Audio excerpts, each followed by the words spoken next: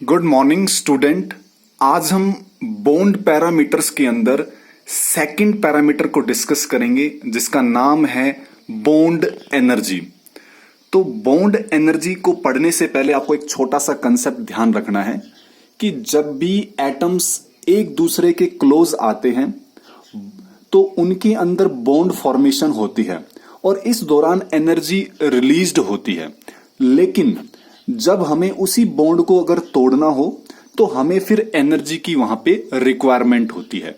तो हम ये कह सकते हैं the amount of energy required to break 1 mole of bonds of a particular type so as to separate them into gaseous atom. यानी कि 1 मोल बॉन्ड को तोड़ने के लिए जो हमें एनर्जी की जरूरत पड़ती है वो बॉन्ड एनर्जी कहलाती है।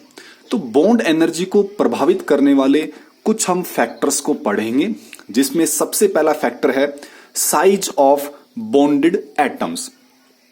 तो जो एटम बॉन्ड बनाने जा रहे हैं उनका साइज कैसा होता है, ठीक है।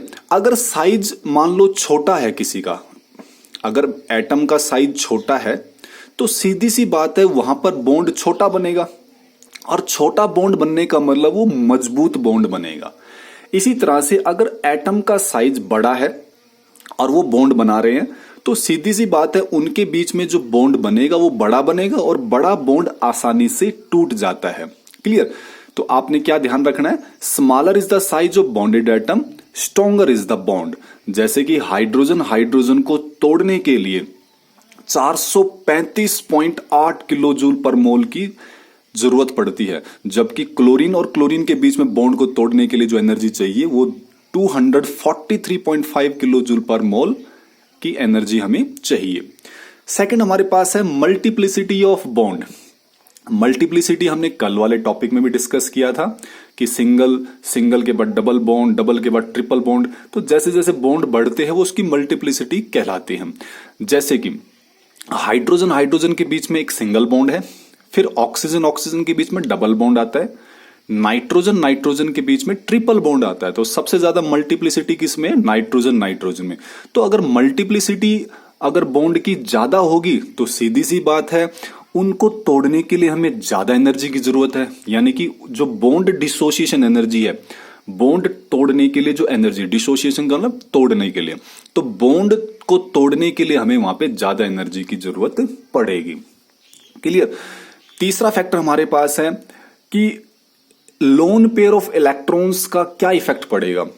तो जैसे अगर हम कार्बन के बीच में देखें, जब बॉन्ड बनाएंगे तो आपको पता है अभी यहां पे 3 हाइड्रोजन आएंगे, 1 2 3, इधर भी 3 हाइड्रोजन आएगा। तो कार्बन और कार्बन के बीच में कोई भी लोन पेयर नहीं रह जाएगा।